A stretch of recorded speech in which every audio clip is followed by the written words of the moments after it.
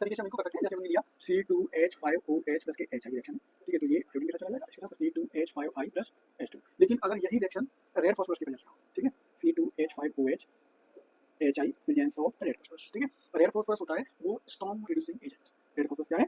Strong reducing agent, ठीक है। तो ये जो है इसको एल्कीन में ग्रुप कर देता है, तो क्या बनेगा हमारे में RH बनेगा। जैसे ROH लिया अगर आपने ROH एथनॉल लोग कहते हैं, ठीक है, ROH गैस क्या बनेगा? RH। हेलो बच्चों, तो hello phenols, alcohol, phenols and ether के अगले वीडियो पर हम लोग आ गए। तो लास्ट वीडियो में मैंने बताया था कि एल्कोहल से हम 5 तरीके से रिएक्शन करते हैं। तो reaction involving cleavage of OH bond हम लास्ट वीडियो में पढ़ चुके हैं। आज हम पढ़ेंगे reaction involving cleavage of CO bond, यानी ROH और यहाँ से ब्रेको, इस तरीके से CO बॉन्ड वाले क्लीवेज को पढ़ेंगे। तो स्टार्टिंग का सबसे पहले हम लेते हैं इसमें reaction with HX, hydrogen halide से फिनॉल्स की रिएक्शंस को पढ़ेंगे। देखिए क्या होता है इसमें। जैसे मान लीजिएगा ये लिया हमने alkyl alcohol ROH plus HX presence of anhydrous ZnCl, ठीक है। रिएक्शन किसकी प्रेजेंस में होगी? एनहाइड्रस ZnCl2, ठीक है, इसकी प्रेजेंस में होगी। बाकी पूरा इसका मैकेनिज्म में बता दूंगा आपको कैसी रिएक्शंस होती है, ठीक है। तो ये क्या बनेगा? ये H2O में पहुंचेगा, बताऊंगा अभी कैसे होगा। तो ये हमारा बनेगा RH plus RX plus H2, RX plus H2, ठीक है। ये हमने प्रिपरेशन ऑफ हेलोएल्केन्स में भी पढ़ी थी रिएक्शंस। ये रिएक्शंस का मैकेनिज्म होता है, ठीक है। इसका मैकेनिज्म कौन सा होता है? SN1 मैकेनिज्म में आएगा, SN1 मैकेनिज्म में, ठीक है। यानी इस तरह की रिएक्शंस होंगी वो कैसी होती हैं? Nucleophilic substitution reaction. इसका मैकेनिज्म कैसा होगा? न्यूक्लियोफिलिक सब्स्टिट्यूशन रिएक्शन का होगा इसका मैकेनिज्म, ठीक है। इस तरीके से रिएक्शन, एक एग्जांपल लेके देखते हैं इसका। जैसे ये लिया हमने CH3 CH3OH plus HCl presence of anhydrous ZnCl, ये कहाँ पे गया? H2 पे गया, ठीक है। CH3Cl प्लस H2, इस तरीके से ये रिएक्शन बनती है, ठीक है। अब इसमें और बताएंगे, इसका मैकेनिज्म देख लेते हैं पहले, ठीक है, इसके बाद इसको आगे बताएंगे। सबसे पहले चेक करते हैं इसका मैकेनिज्म।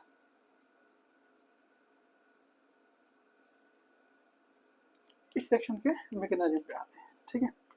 तो देखिए ROH, दो लोन पेयर अवेलेबल है इसके पास, ऑप्शन के पास, ठीक है। और किसके प्रेजेंस में? एनहाइड्रस ZnCl, है ना, बताया था। एनहाइड्रस ZnCl2 क्या होता है? Lewis acid. जो इसके पास ऑप्शन के पास क्या है? लोन पेयर है।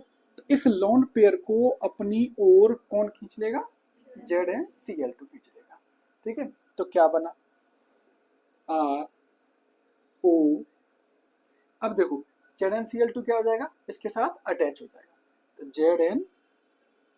ZnCl2, इसने इलेक्ट्रॉन को खींच रखा है माइनस, और यहाँ से कौन अटैच है? H, और इस पर क्या आएगा? प्लस आएगा। अब देखो ये बहुत ही ज्यादा अनस्टेबल स्टेट है।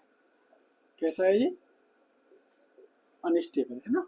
ऑक्सीजन 3 वैलेंस तो दिखाएगा नहीं, ऑक्सीजन में प्लस क्यों आया? 3 वैलेंस दिखाएगा नहीं। वैलेंस सेल में कितने इलेक्ट्रॉन होते हैं? 6, कितने होते हैं? 6, 7, 8, 9, ठीक है। तो एक वो प्लस कर दिया इसने, है ना, प्लस इस पे आ गया। तो ये 3 वैलेंस नहीं दिखाएगा, ये रहेगा आपका अनस्टेबल, क्योंकि ऑक्सीजन है वो कैसा है? इलेक्ट्रोनेगेटिव है, तो ज्यादा देर तक अपने इलेक्ट्रॉन को डोनेट नहीं कर सकता है। अब क्या करेगा? अब यहाँ पर इलेक्ट्रॉन चाहिए किसे? ऑक्सीजन को, ठीक है। तो अब देखो ये इसके जो यहाँ पे जो भी कार्बन होगा, इससे ये ऑक्सीजन है वो इलेक्ट्रॉन को खींच लेगा, ठीक है। इस कार्बन से देखो क्या था, ऑक्सीजन ऑलरेडी कार्बन से ज्यादा इलेक्ट्रोनेगेटिव है, तो उस शेयरिंग इलेक्ट्रॉन को अपनी ओर खींचेगा। ऊपर से ऑक्सीजन पे से एक इलेक्ट्रॉन किसने ले लिया था? एक पेयर इलेक्ट्रॉन का, ZnCl2 से, तो और ज्यादा वहां पे इलेक्ट्रॉन कमी थी, इसलिए शेयरिंग इलेक्ट्रॉन को कौन खींच लेगा? ऑक्सीजन खींच लेगा, ठीक है। अब देखो अब क्या बनेगा इसका, इलेक्ट्रॉन खींच लिया, यहाँ पे कर देता हूँ, ठीक है, क्या बना देता हूँ, तो ये क्या बना, आर ने इलेक्ट्रॉन को दिया, प्लस आ गया, ठीक है, और इसने इलेक्ट्रॉन को लिया, क्या बनेगा, ZnCl2OH, ZnCl2OH, इस पे क्या आ जाएगा, माइनस, ठीक है, इसने दिया प्लस आ गया, ठीक है। ये इसका रेडिटरमाइनिंग स्टेप होता है। देखो ये अनस्टेबल है और फास्ट स्टेप है, तो इससे रेट ऑफ रिएक्शन डिटरमाइन नहीं किया जाएगा, ठीक है। रेडिटरमाइनिंग स्टेप ये होता है। अब R प्लस और Cl, ठीक है। अब देखो, अब हमें जो है इसमें रिएक्शन किसकी करानी होती है, रिएक्शन विद HCl। तो HCl से क्या मिलेगा, एक में HR मिलेगा, एक में Cl मिलेगा, है ना। तो इसको प्लस वाले को मैंने क्या दिया, Cl, इसको मैंने क्या दिया, H, ठीक।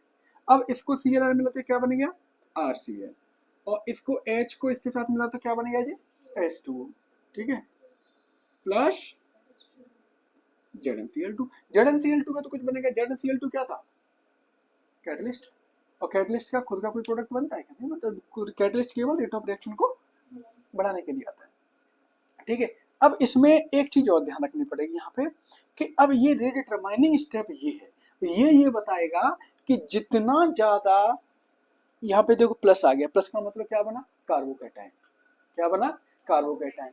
कार्बोकैटायन जितना ज्यादा स्टेबल होगा, कार्बोकैटायन जितना ज्यादा स्टेबल होगा, रिएक्शन उतनी ही फास्ट होती है। फिर से बताता हूँ, रेट डिटरमाइनिंग स्टेप क्या है इसमें, कार्बोकैटायन है, तो रेट डिटरमाइनिंग स्टेप जहाँ पर कार्बोकैटायन फॉर्म हो रहा है, तो कार्बोकैटायन जितना ज्यादा स्टेबल होगा, रेट ऑफ रिएक्शन उतनी ही फास्ट होगी। अब कार्बोकैटायन किसका ज्यादा स्टेबल होता है, 3 डिग्री में, लास्ट वीडियो पढ़े हम लोग, ठीक है, 11th में पढ़े होंगे, ठीक है। तो कार्बोकैटायन स्टेबल, द कार्बोकैटायन, जितना ज्यादा कार्बोकैटायन स्टेबल होगा, faster the reaction, faster the reaction, है ना। कार्बोकैटायन जितना ज्यादा स्टेबल होगा, कार्बोकैटायन की स्टेबिलिटी जितनी ज्यादा बढ़ेगी, रिएक्शन की स्टेबिलिटी भी उतना ही बढ़ेगी। या रेट ऑफ, ये भी लिख सकते हैं, rate of reaction directly proportional to the stability of carbocation, ठीक है। अब देखो एक चीज से एक और एग्जांपल देख लेते हैं हम, जैसे मान लीजिएगा CH3OH, इसका HN आपने निकाला, CH3OH, ठीक है। चलो दूसरे स्टेप से समझते, कार्बोकैटायन से समझ लेते हैं, ठीक है, कार्बोकैटायन से बना के समझाएगा आपको। CH3CH प्लस बना, C यहाँ पे एक R लगाओ, H प्लस, तीसरा CR प्लस, ठीक है।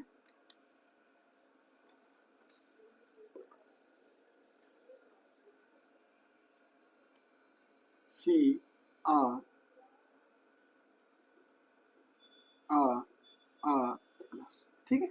तो अब देखो, प्लस का मतलब है कार्बोकैटायन यहाँ फॉर्मेशन हो रहा है, कार्बन पे इलेक्ट्रॉन डेफिशिएंसी है, कितने प्रोवाइड बना देंगे, इसे 3 प्रोवाइड कराएंगे, इसे कितने प्रोवाइड करा पाएंगे, 2, इसे 1, इसे 1 भी नहीं, ठीक है।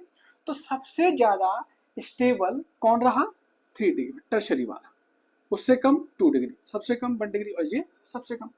तो जिसका कार्बोकैटायन जितना स्टेबल होगा, वो उतना ही ज्यादा क्या होगा, रिएक्टिव होगा।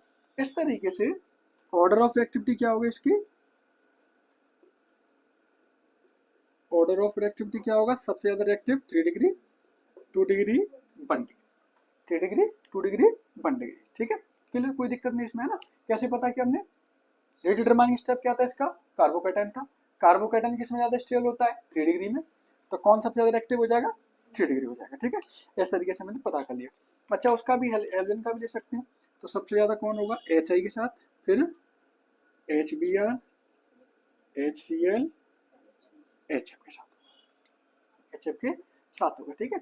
अच्छा, वैसे फर्स्ट वीडियो में आप लोग देख चुके हुए ना, इसके ऑर्डर डिटेक्टिव SN1 मैकेनिज्म था इसका, इसका मैकेनिज्म कौन है, SN1 में रिटेंशन होता है कि इन्वर्जन, दोनों ही होता है, दोनों होता है ना, ठीक है। SN1 में रिटेंशन, इसका मैकेनिज्म कौन सा है, SN1 मैकेनिज्म होता है इसका, ठीक है। और इसमें रिटेंशन इन्वर्जन दोनों होता है, ठीक है। यानी ये कैसा होगा, रेसिमिक मिक्सचर। क्यों होता है, क्योंकि कार्बोकैटायन की शेप कैसी होती है, प्लेनर। कार्बोकैटायन की शेप कैसी होती है, प्लेनर, है ना, एक लोन पेयर एक लोन पेयर, ये ठीक है। इस तरीके से कार्बोकैटायन की शेप कैसी होती है, प्लेनर। तो यहाँ से भी अटैक हो सकता है और यहाँ से भी अटैक हो सकता है, ठीक है। तो इन्वर्जन भी हो सकता है इसमें और रिटेंशन भी हो सकता है, और दोनों होते हैं, ऐसे को हम क्या कहते हैं, रेसिमिक मिक्सचर। इन्वर्जन और रिटेंशन दोनों होते हैं, उसे क्या बोलते हैं, रेसिमिक मिक्सचर बोलते हैं। समझ में आ गया, कोई दिक्कत नहीं, ठीक है। आगे बढ़ते हैं। अब देखो इनके रिएक्टिविटी को चेक करने के लिए टेस्ट होता है, इनकी रिएक्टिविटी को चेक करने के लिए एक टेस्ट होता है, उस टेस्ट को हम कहते हैं Lucas test. Lucas test, Lucas test देता है ल्यूकस रिएजेंट।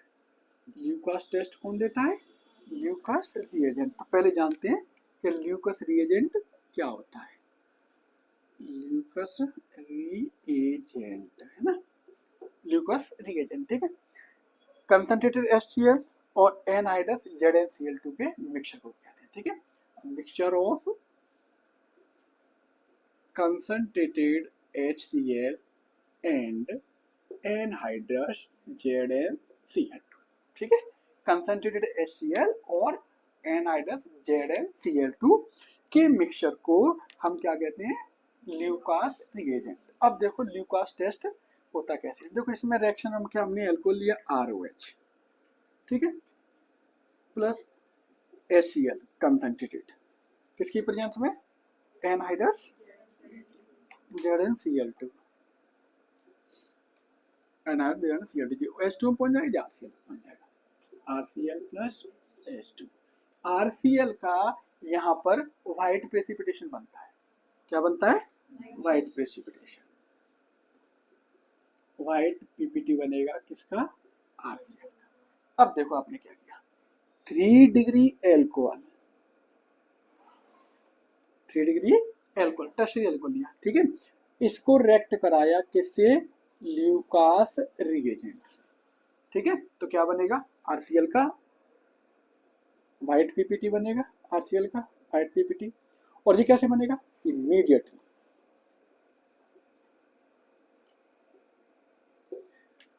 इमीडिएटली बन जाएगा। तो कौन सा होगा, 3 डिग्री। अच्छा 2 डिग्री आपने एल्कोहल लिया, आपने ल्यूकास रिएजेंट में मिलाया इसे, RCl का व्हाइट पीपीटी बनेगा, कितने टाइम में बनेगा, 5 to 10 मिनट, 5 to 10 मिनट।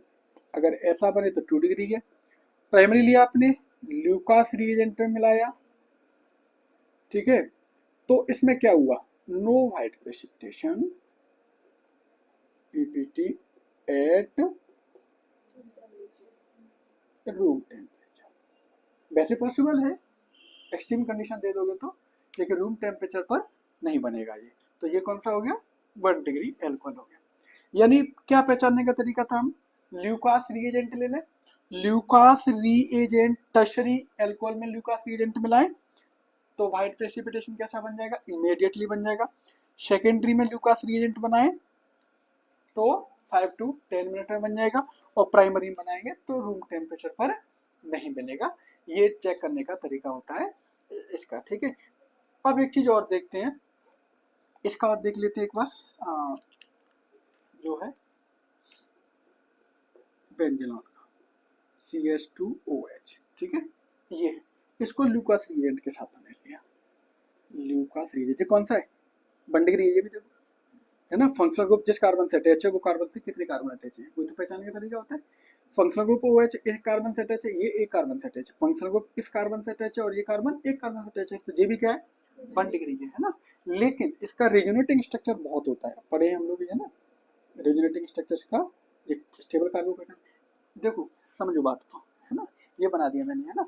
ये इसका रेजोनेटिंग स्ट्रक्चर की वजह से ये कैसा होता है, ठीक है, कार्बोकेटन स्टेबल होता है। इसका कार्बोकेटन कैसा होता है, स्टेबल होता है, रेजोनेटिंग स्ट्रक्चर, ठीक है। तो ये भी कार्बोकेटन बना, लेकिन ये कैसा बनेगा, स्टेबल होगा, इसलिए ये क्या करेगा, ल्यूकास टेस्ट देगा। ये एकमात्र ऐसा 1 डिग्री है जो ल्यूकास रीजेंट टेस्ट देगा। क्यों देगा? इट गिव्स, लिख देता हूं, इट गिव्स ल्यूकास टेस्ट। किस वजह से देगा? Because of stable carbocation.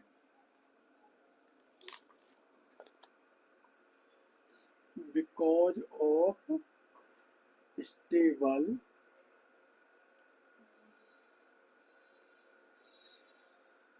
Carbocation, है ना।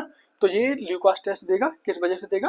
Because of stable carbocation. Stable carbocation की वजह से ये ल्यूकास टेस्ट देता है, ठीक है। अच्छा, अब इसमें देखो ये देखते हैं कि क्या ये HBr, HCl, ठीक है, इस तरीके से इनमें सब में रिएक्शन करेगा कि नहीं करेगा, ठीक है।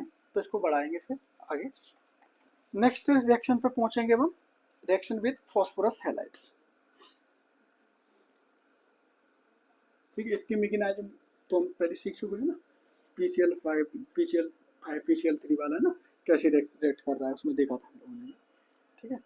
तो रिएक्शन विद फॉस्फोरस हैलाइड्स,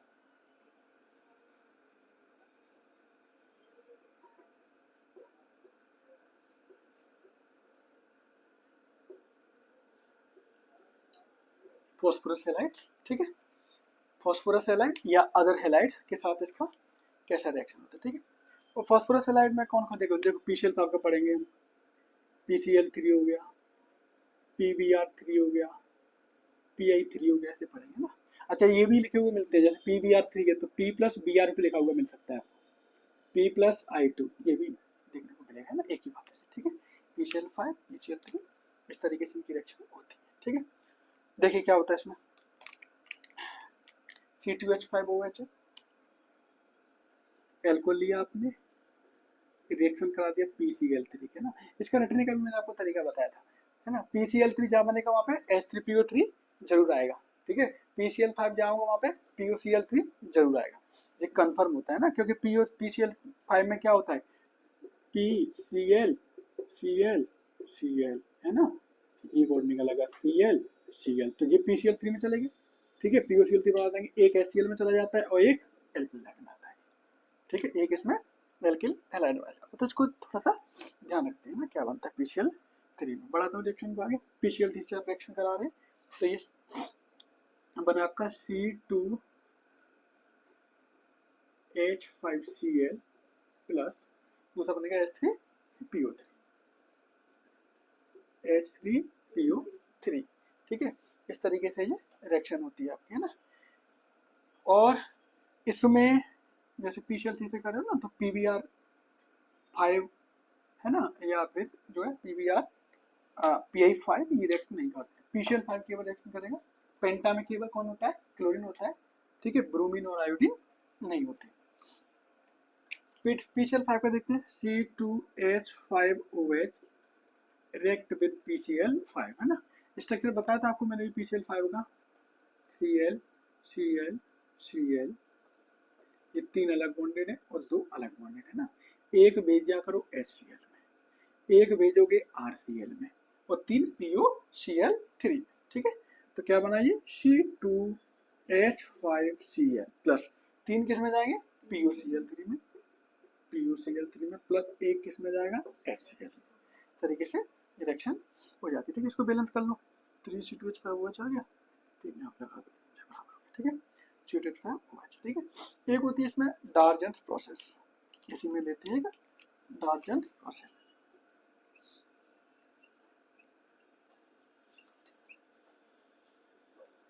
ठीक है। डार्जेंस प्रोसेस, इसमें क्या कहते हैं, थाइमर क्लोराइड से रिएक्शन कराते हैं HCl2 से। तो इसमें हमने क्या किया, C2H5OH रिएक्शन किससे करा दिया, SOCl2 से रिएक्शन करा दिया, ठीक है। इसमें बन जाएगा C2H5Cl plus SO2 plus HCl, है ना।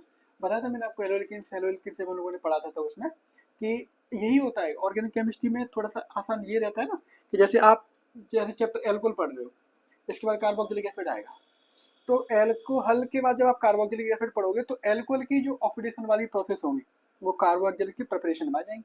ऐसे ही हमने पढ़ा था हेलोएल्केन्स, ये सारी रिएक्शन पढ़ी थी प्रिपरेशन ऑफ हेलोएल्केन्स में, ये इसकी केमिकल प्रॉपर्टीज में आ रही है। ठीक है, तो इनको समझना थोड़ा सा जरूरी होता है। इस तरीके से रिएक्शन देखने को, कुछ रिएक्शंस आपको ऐसे भी देखने को मिल जाती हैं, जैसे C2H5OH है।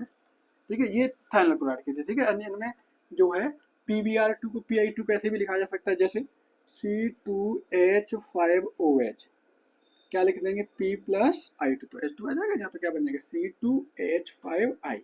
तो Pi3 न लिख करके इसको P+I2 भी लिखा जा सकता है, कोई इसमें ज़्यादा जो है सोचे विचारने वाली बात नहीं है। ठीक है, तो इस तरीके से हम इनको कर सकते हैं, जैसे हमने लिया C2H5OH प्लस के H है, ये रिएक्शन है। ठीक है, तो ये आयोडीन के साथ चला जाएगा, इसके साथ C2H5I प्लस H2। लेकिन अगर यही रिएक्शन रेड फॉस्फोरस की प्रेजेंस में हो, ठीक है, C2H5OH HI presence of red phosphorus. ठीक है, रेड फॉस्फोरस होता है वो strong reducing agent. Red phosphorus क्या है, स्ट्रॉन्ग रिड्यूसिंग एजेंट। ठीक है, तो ये जो है इसको एल्कीन में रिड्यूस कर देता है। ठीक है, क्या बन जाएगा हमारा पे RH बन जाएगा, जैसे ROH लिया अगर आपने ROH, एथेनॉल लोगे तो एथेन बन जाएगा। ठीक है, ROH दिया तो यहाँ पे क्या बन जाएगा RH। ठीक है, एल्केन बन जाएगा। तो इस चीज को आप एक बार ध्यान रखिएगा। अगली प्रोसेस पहुंचते हैं हम, अगली रिएक्शन देखते हैं। ठीक है, dehydration. Dehydration removal of water. ठीक है, H2 हटेगा, इसमें से क्या हटेगा H2। तो रिमूवल ऑफ वाटर। ठीक है, ये प्रोसेस हम पढ़ेंगे। ठीक है, तो रिमूवल ऑफ वाटर प्रोसेस है, जैसे हमने क्या किया C2H5OH जब कोई भी कंपाउंड लिया, और जैसे ये हमने रिएक्शन लिया एथेनॉल C2H5OH। ठीक है, इसमें हम जो है लेंगे कंसंट्रेटेड H2SO4। ठीक है, कंसंट्रेटेड H2SO4 की प्रेजेंस में। ठीक है, ऑप्टिमम कंडीशन का भी इसमें ध्यान रखना पड़ता है। H2SO4 170 डिग्री सेल्सियस टेम्परेचर रखा हमने इसमें। अब इसमें क्या हुआ, H2O डिहाइड्रेट हो जाएगा। वैसे इसका मैंने तरीका बताया था ना, दोनों को ऐड करो H2O हटा दो, तो कैलकुलेटेड तरीके से निकल आता है। तो ये बनेगा हमारा C2H4 प्लस H2O, H2O अलग कर दिया गया। ठीक है, ये रिएक्शन अल्फा बीटा एलिमिनेशन से होती है। मैकेनिज्म स्टेप क्या हुआ, अल्फा बीटा एलिमिनेशन, इसके मैकेनिज्म स्टेप। और इसमें बहुत सारी कंडीशंस आएंगे, अभी बताऊंगा। ठीक है, जो है H2SO4 है ना, H2SO4 की जगह पे आप KHSO4 या H3PO4 भी ले सकते हो। KHSO4 या H3PO4 ये भी ले सकते हो। ये जैसे हम इसकी कंडीशंस को चेंज करेंगे, टेम्परेचर को चेंज करेंगे, तो प्रोडक्ट में भी चेंजेज आ जाते हैं। तो सबसे पहले इसका हम मैकेनिज्म देख लेते हैं इस वाले का, इसके बाद में आगे बढ़ाऊंगा मैं इसे। मैकेनिज्म पहले हम इसका पढ़ते हैं। ठीक है, मैकेनिज्म के इसके 3 स्टेप होंगे। पहले स्टेप में प्रोटोनेटेड अल्कोहल बनेगा, फॉर्मेशन ऑफ प्रोटोनेटेड अल्कोहल। पहले स्टेप में क्या बनेगा, प्रोटोनेटेड अल्कोहल बनेगा। ठीक है, देखिए कैसे बनेगा।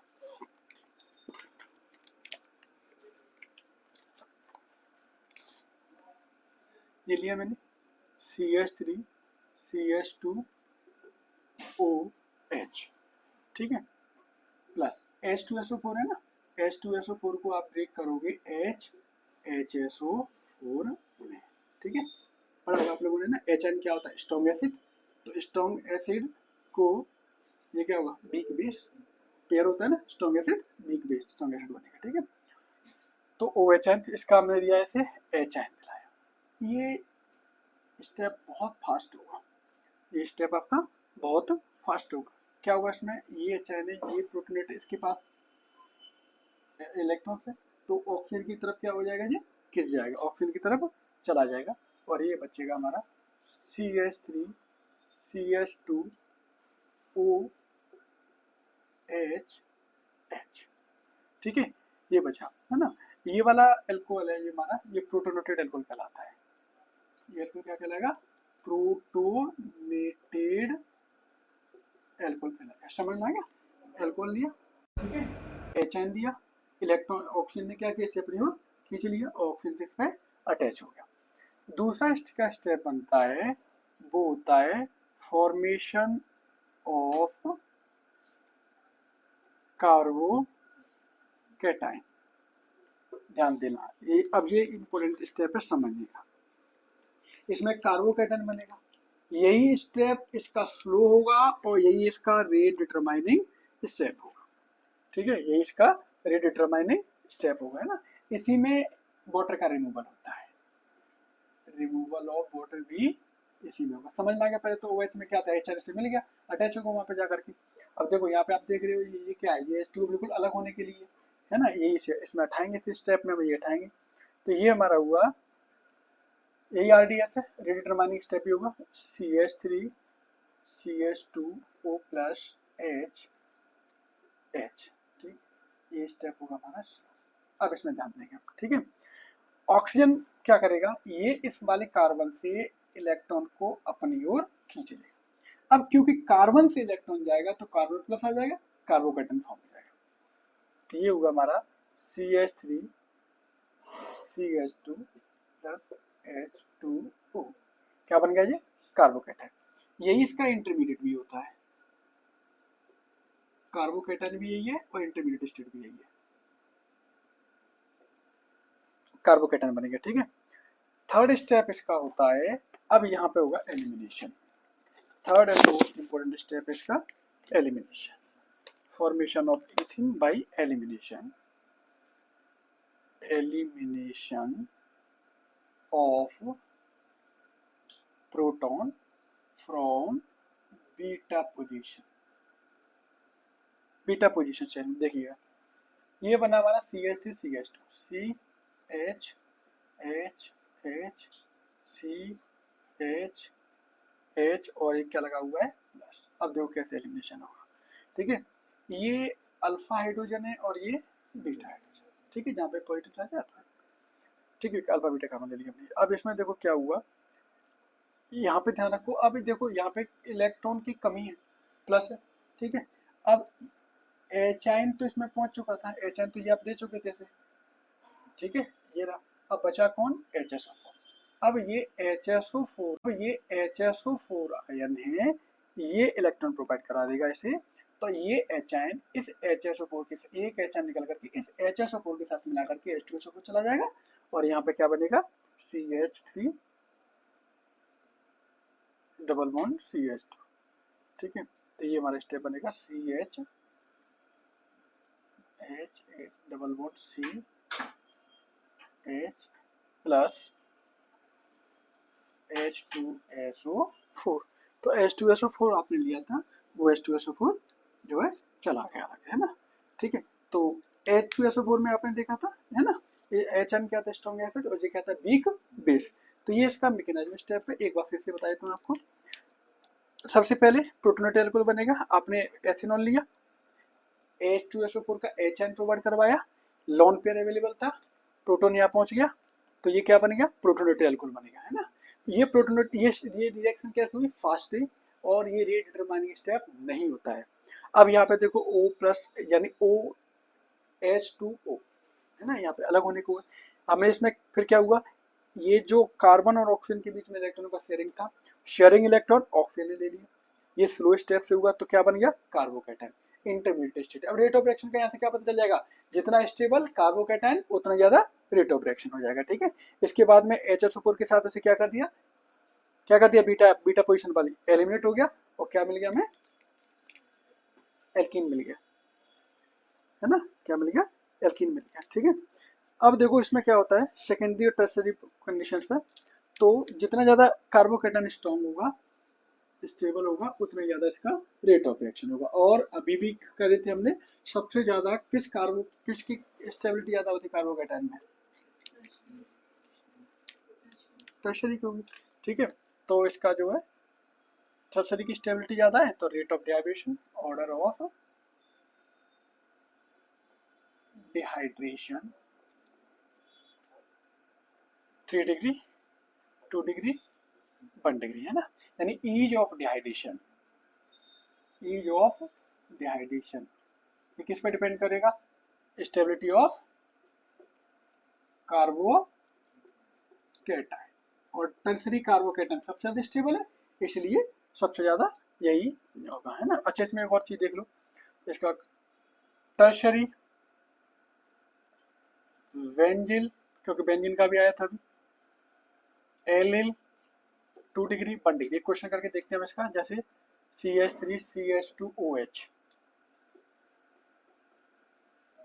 CH2OH, ये B, CH3C, CH3OH, है ना, ये C। अब देखो इसका जैसे ये दिए गए 5 स्टेप आपको, इसको हमें अरेंज करना है ईज ऑफ डिहाइड्रेशन से, ठीक है। ईज ऑफ डिहाइड्रेशन से ABCD ये 4 ऑप्शन में दिए हुए हैं, ईज ऑफ डिहाइड्रेशन से हमें ऐसे करना है, ठीक है। तो देखो अब जैसे इस पे अगर हम प्रोटोनेट करेंगे तो इस पे कार्बोकेटाइन यहाँ पे आएगा, इस पे कार्बोकेटाइन की जगह पे आएगा ये कार्बोकेटाइन, ये कार्बोकेटाइन, और देखो इसमें डबल बॉन्ड है, ठीक है। डबल बॉन्ड वाले पे कौन से पहुंचे? CH2OH, यहाँ पे कार्बोकेटाइन, ठीक है। इस तरीके से कार्बोकेटाइन बनेंगे। अब हमें इसमें पहचानना है स्टेबिलिटी ऑफ कार्बोकेटाइन, ठीक है, स्टेबिलिटी ऑफ कार्बोकेटाइन। तो ये तो कंफर्म है, सबसे ज्यादा स्टेबिलिटी कार्बोकेटाइन कौन से होती है? टर्शरी होती है। तो टर्शरी वाले कौन सा? C, सबसे ज्यादा स्टेबिलिटी कार्बोकेटाइन कौन सी हो जाएगी? C। इसके बाद कौन से होती है? बेंजिल, जो रेजोनेंस दिखाता है। होता तो ये भी 1 डिग्री है, लेकिन क्या होता है, रेजोनेंट स्ट्रक्चर की वजह से इसकी स्टेबिलिटी ज्यादा हो जाती है, इसलिए हो जाएगा B। इसके बाद जो है LL वाले में है, क्योंकि ये भी हल्का सा रेजोनेटिंग स्ट्रक्चर, इसको भी हम शो कर सकते हैं, तो इसका जो है कौन सा हो जाएगा? ये E वाला। इसके बाद 2 डिग्री, इसमें तो कंफर्म है 2 डिग्री और 1 डिग्री, D और A। तो ये सीक्वेंस होता है ईज ऑफ डायरेक्शन का, अगर आप करके देखेंगे क्वेश्चन बाय तो, ठीक है। अच्छा, इसमें जो है रिएक्शन को और बढ़ाते हैं इसमें थोड़ा सा, है ना। अब जैसे मान लीजिएगा कि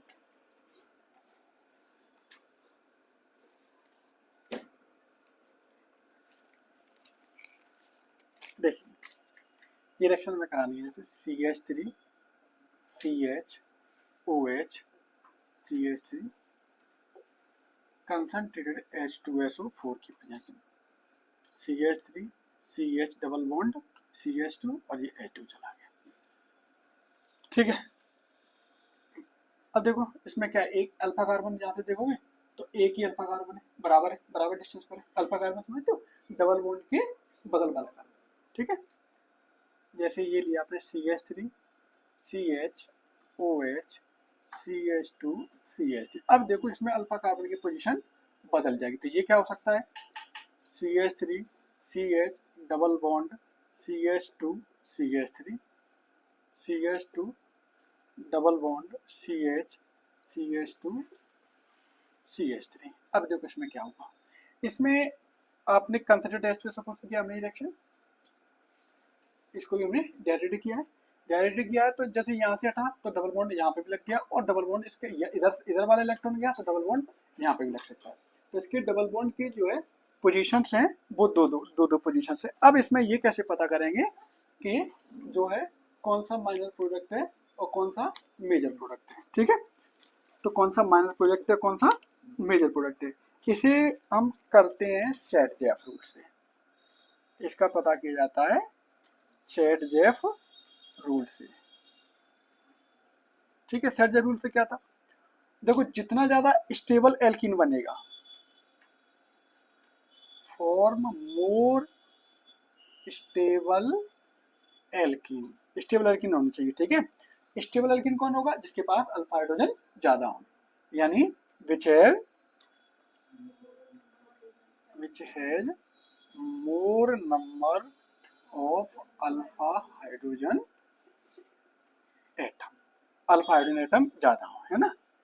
या शुद्ध भाषा में कहें तो डबल बॉन्ड जितना ज्यादा बीच में हो, बैलेंसिंग जितना अच्छा हो, डबल बॉन्ड जितना ज्यादा बीच में हो, ब्रांचिंग जितनी ज्यादा हो, ठीक है, वो क्या होगा आपका?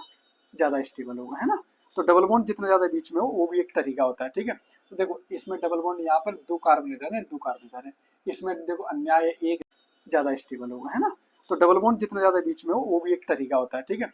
तो देखो इसमें डबल बॉन्ड यहाँ पर 2 कार्बन इधर है, 2 कार्बन इधर है, इसमें देखो अन्याय है, 1 इधर है, 3 इधर है, तो डबल बॉन्ड ज़्यादा बीच में कौन से में, ऊपर में, तो ये हम कहेंगे मेजर प्रोडक्ट बनेगा। या फिर ज़्यादा अल्फा हाइड्रोजन की पता करें हम तो भी ऐसे करके पता कर सकते हैं ना, डबल बॉन्ड के बगल वाला एक अल्फा, यहाँ पे अल्फा, और यहाँ पे सिर्फ कितने अल्फा हाइड्रोजन बनना है, सिर्फ एक अल्फा, इसमें 2 अल्फा हाइड्रोजन है, इसमें 2 अल्फा कार्बन, इसमें एक अल्फा है, तो अल्फा से ही पता कर सकते हैं आप और बीच से ही पता कर सकते हैं, ठीक है। तो इस तरीके से पता कर लिया जाता है कि कौन कार्बन एटम ज्यादा स्टेबल है, कौन नहीं है ना, शेरजेव रूल से, ठीक है। देखो तो इसमें देखो अगर एक और चीज होती है, इसमें हमने अभी जो कैटलिस्ट यूज किया है वो H2SO4 या H3PO4 या फिर जो है KHO4 किया था, है ना। देखो इसमें इसको भी जान लेते हैं। अभी हमने फिर 90% H2SO4 कंसेंट्रेटेड या H3PO4 या KHSO4 और इसके बाद हमने किया हीट, तो क्या होता है, E1 एलिमिनेशन रिएक्शन होती है, कार्बोकेटाइन फॉर्म होगा, रीअरेंजमेंट भी होगा और शेरजेव रूल भी फॉलो होगा, शेरजेव रूल भी लगेगा, ठीक है। लेकिन अगर हम कैटलिस्ट को चेंज कर दें, अगर हम कैटलिस्ट को चेंज कर दें, रिएजेंट है वो, इन रिएजेंट को न लगा करके अगर हम रिएजेंट ले लें, कौन सी रिएजेंट ले लें, अगर हम Al2O3 P2O5 Al2O3 P2O5 और POCl3 या पिरीडी,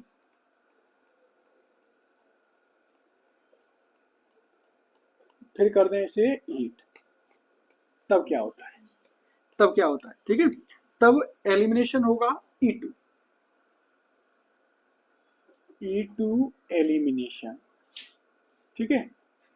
कोई कार्बोकेटायन होगा, नहीं होगा, नो कार्बोकेटायन, कोई रीअरेंजिंग होगी, नहीं होगी, ठीक है, नो रीअरेंजमेंट, ठीक है। शेरजेव की विशेष जरूरत नहीं पड़ेगी, ठीक है, शेरजेव की ज्यादा जरूरत नहीं पड़ेगी। जैसे मान लीजिएगा हमें रिएक्शन करनी है CH3 CH2 CH2 CH2 OH OH 4 OH, ठीक है। इसकी रिएक्शन हमने कर दी प्रेजेंस ऑफ Al2O3 और Al2O3 की प्रेजेंस से हमने इसे हीट कर दिया, तो क्या बना CH3 CH2 CH double bond CH2, ये ऑलरेडी मेजर प्रोडक्ट होगा। कब होगा, जब ये रिएक्शन किसकी प्रेजेंस में होगी, ठीक है, Al2O3 की प्रेजेंस में होगी, तो ऑलरेडी ये प्रोडक्ट आपका बनेगा, ठीक है। नेक्स्ट इसमें सेकेंडरी और टर्शरी के लिए भी सेम रूल्स होते हैं, प्रोडक्ट बदलने के, ठीक है।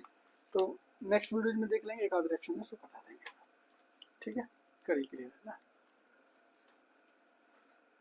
कहाँ ध्यान रहता है तुम्हारा है?